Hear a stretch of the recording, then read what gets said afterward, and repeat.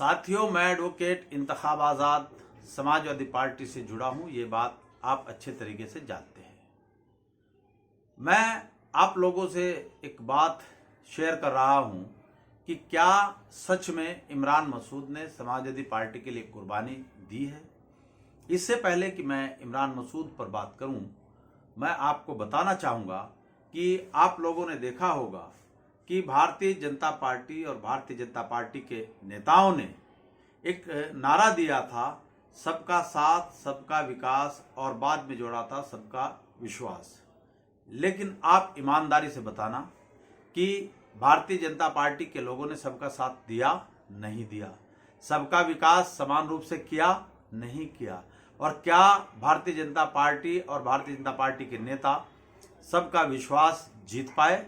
नहीं जीत पाए।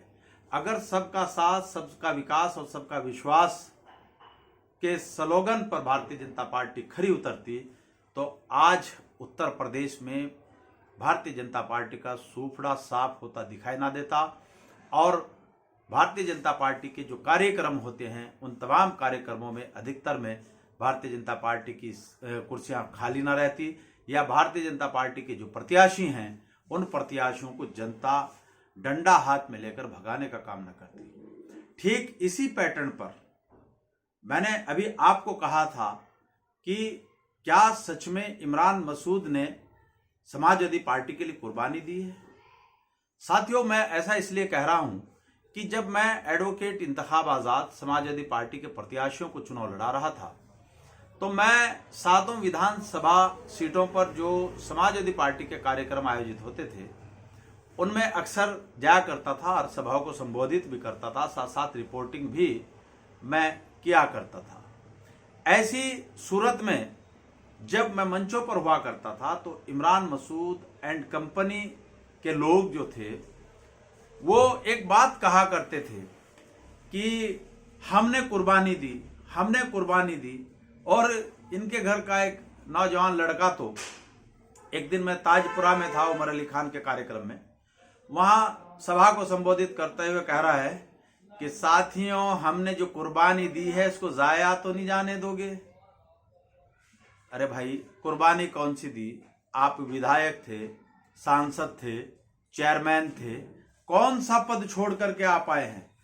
आप कांग्रेस पार्टी में थे, कांग्रेस पार्टी ने आपको राष्ट्रीय सचिव बनाया, CWC का मेंबर बनाया, बड़ा इज्जत बड़ा सम्मान आपको दिया, और पार्टी में रहते हुए आप 6 महीने से लगातार पार्टी के साथ दगाबाजी कर रहे थे, पार्टी के साथ गद्दारी कर रहे थे, और बार बार ये कह रहे थे कि जी सांप्रदायिक ताकतों को अगर कोई हरा सकता है तो वो समाजवादी पार्टी है। आपके पास समाजवादी पार्टी का कोई भी प्रत्याशी ना तो कोई इनविटेशन लेकर गया, ना किसी ने आपको निमंत्रण दिया कि भैया कांग्रेस छोड़कर समाजवादी में आ जाओ, और हम मजबूर हैं, असहाय हैं। शायद मेरी जानकारी के मुताबिक समाजवादी पार्टी का कोई भी कार्यकर्ता, कोई भी नेता कोई संदेश लेकर आपके पास नहीं गया। आप बिन बुलाए आपने अपने कार्यालय पर मीटिंग की, लोगों से जबरदस्ती हाथ उठवाए कि मैं समाजवादी पार्टी में चला जाऊं, और फिर आप बिन बुलाए समाजवादी पार्टी में आ गए। आपको फिर यहां से कुछ लोग लखनऊ ले गए, और लखनऊ ले जाने के बाद माननीय राष्ट्रीय अध्यक्ष अखिलेश यादव जी से आपकी मुलाकात कराई।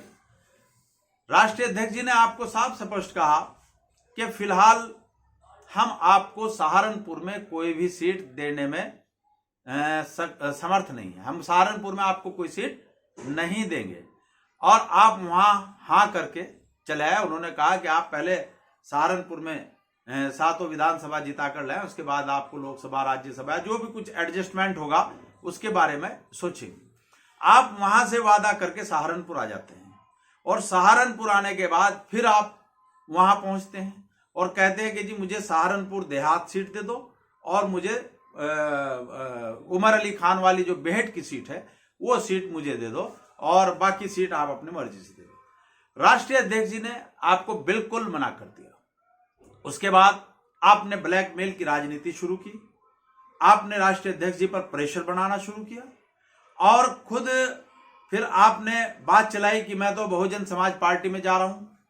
आपने समाजवादी पार्टी के एक अच्छे खासे कार्यकर्ता को बरगलाया, उसको विश्वास में लिया और उसको बहुजन समाज पार्टी में धकेल दिया और उसके बाद अपने आप खामोश होकर घर बैठ गए। लगातार कहते रहे कि मैं बसपा में जा रहा हूं, फला में जा रहा हूं, या मैं ओवैसी की पार्टी से चुनाव लड़ूंगा या निर्दलीय लड़ूंगा। मतलब आपने ब्लैकमेल की और प्रेशर की राजनीति शुरू कर दी।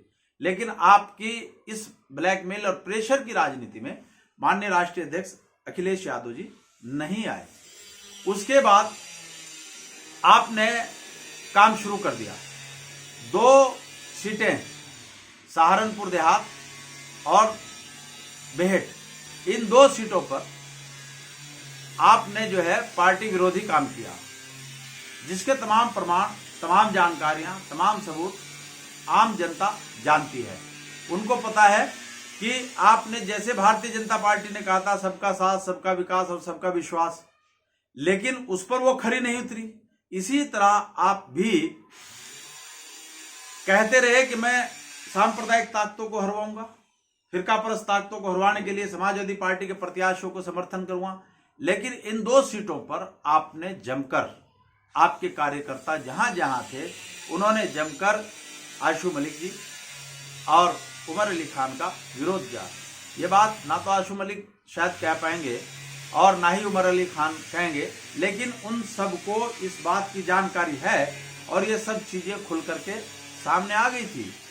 तो आपने कहीं भी पूरे सिस्टम में कहीं कोई ईमानदारी नहीं दिखाई।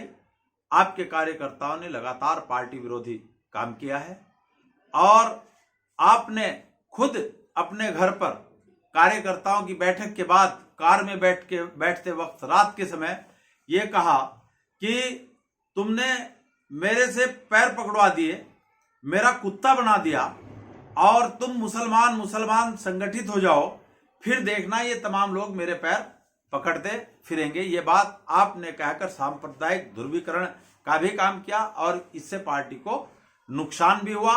और आपकी ये वीडियो, आपका ये स्टेटमेंट उत्तर प्रदेश के मुख्यमंत्री योगी आदित्यनाथ जी और प्रधानमंत्री नरेंद्र मोदी जी ने अपने ट्विटर हैंडल पर भी लगाया।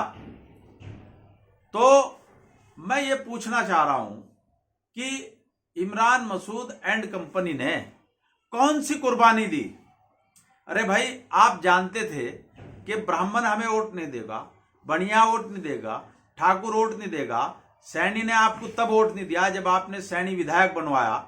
सैनियों ने अपना आपका वोट सारा बेहट में ले लिया, नरेश सैनी ने विधायक बना लिया। उसी सैनी समाज ने नकुड़ में आपको वोट ना दे करके धर्म सिंह सैनी को वोट दे दिया। तो सैनी आपको वोट नहीं दे रहा, दलित आपको वोट नहीं दे रहा। आपके पास एक ही वोट बैंक था जिसके बेस पर आप सौदागिरी करते थे और वो वोट था आपका मुस्लिम वोट। और मुस्लिम वोट ने ये तय कर लिया था कि इस बार अपना एक एक वोट जितना भी पोल होगा वो फिरकापरस्त ताकतों को उखाड़ फेंकने की खातिर हम समाजवादी पार्टी के राष्ट्रीय अध्यक्ष अखिलेश यादव जी के नाम पर देंगे। हमें ये नहीं देखना कि कौन प्रत्याशी है, किस जाति का है, उसका पॉलिटिकल बैकग्राउंड क्या है, सोशल बैकग्राउंड क्या है, हमें कुछ नहीं देखना। मुसलमानों ने यह मन बना लिया था कि अपना एक एक वोट हमें समाजवादी पार्टी को देना है। जब आपने ये महसूस कर लिया, तमाम क्षेत्र में घूमकर महसूस कर लिया और आपके कार्यकर्ताओं ने कहा कि भाई साहब यहां रहना, कांग्रेस में रहना हमारे लिए दुरुस्त नहीं होगा, हमारी जो बंद मुट्ठी है वो खुल जाएगी और हम राजनीतिक तौर पर चौराहे पर सरेआम बेनकाब हो जाएंगे। इसलिए कुछ भी हो, गिर कर, पढ़कर, हाथ जोड़कर, पैर पकड़कर, एनी हाउ किसी भी तरीके से समाजवादी पार्टी के अंदर एंट्री की जाए। और फिर आपकी इस तरीके से एंट्री हो गई। आपको पता था कि मुसलमान वोट आपको नहीं देगा। हाँ, इतना जरूर है, पार्टी के लोग इस बात को माने या ना माने, लेकिन एडवोकेट इंतखाब आजाद जो बात कह रहे हैं वो सही है। आपके समाजवादी पार्टी में आने से जो एक हिंदू समाज का बड़ा वर्ग था वो भारतीय जनता पार्टी की तरफ डाइवर्ट हो गया, क्योंकि आपका जो बयान है बोटी बोटी करने वाला, वो जो जहरीला बयान है आपका, फिर आपका जो हाल ही में एक बयान आया है इसी दरमियान कि मेरे से इनके पैर पकड़वा दिए, मेरा तुमने कुत्ता बना दिया, तुम मुसलमान इकट्ठे हो जाओ, ये आपका बयान, दोनों जहरीले बयान आपके जो हैं, इन बयानों ने आपके समाजवादी पार्टी को नुकसान पहुंचाया है। और इन दोनों सीटों पर तो आपने जम करके काम किया। अब क्योंकि मैं जानता हूं, सारा जिला जानता है, आपकी जो मानसिकता है वो ये है कि इस जिले में कोई और मुसलमान MP MLA ना बने, कोई मुसलमान चेयरमैन या किसी बड़े राजनीतिक ओहदे पर ना पहुंचे, क्योंकि मुसलमान जब किसी बड़े पद पर होगा तो मेरी दुकानदारी फीकी हो जाएगी और ये लोग उनके पास जाना शुरू कर देंगे। आपकी नीयत ये रहती है कि ये मुसलमान हार जाएं और कोई भी जीत जाए ताकि मेरी दुकानदारी पूरी की पूरी चलती रहे। इसलिए भाई साहब, मैं आपसे पूछ रहा हूं, आप सार्वजनिक तौर पर कहें कि आपने कुर्बानी कौन सी दी है। आप विधायक थे, सांसद थे, चेयरमैन थे, क्या आपके पास कोई और पद था जिसको ठुकरा करके आप जो है समाजवादी पार्टी में और मंचों पर कह रहे जी मैंने कुर्बानी दी, या जिन जिलों के अंदर आप नहीं हैं, क्या वहां समाजवादी पार्टी को मुसलमान वोट नहीं दे रहा, पिछड़ा वर्ग वहां पर वोट नहीं दे रहा? आप सिर्फ सहारनपुर लेवल के नेता हैं। सहारनपुर में आप ये अपने चेले चपाटों से कहलवाते हो कि कद्दावर नेता, शेर, फला। भाई साहब, सहारनपुर से बाहर आपका कहां अस्तित्व है? आप टपरी से बाहर जाकर चुनाव नहीं लड़ सकते। और उत्तर प्रदेश में तमाम मुसलमान, दलित, पिछड़ा और जो भारतीय जनता पार्टी की नीतियों से तंग है, वो सारे का सारा आप समाजवादी पार्टी को वोट दे रहा है, तो क्या वो भी आप ही की वजह से दे रहा है? आप खामखा झूठी वाहवाही लूटने के लिए, अपनी बंद मुट्ठी का राज कायम रखने की खातिर समाजवादी पार्टी में आए और समाजवादी पार्टी में आकर आपने जैसे पहले माननीय नेताजी मुलायम सिंह यादव जी ने जगदीश राणा को मुजफ्फराबाद विधानसभा से प्रत्याशी घोषित कर दिया था, आपने नेताजी को ताक पर रखकर उनकी भावनाओं को कुचलते हुए आपने समाजवादी पार्टी के घोषित प्रत्याशी और उस दौर के कैबिनेट मंत्री के खिलाफ पार्टी विरोधी गतिविधियों में संलिप्त रहते हुए आपने बाकायदा वहां से निर्दलीय चुनाव लड़ा।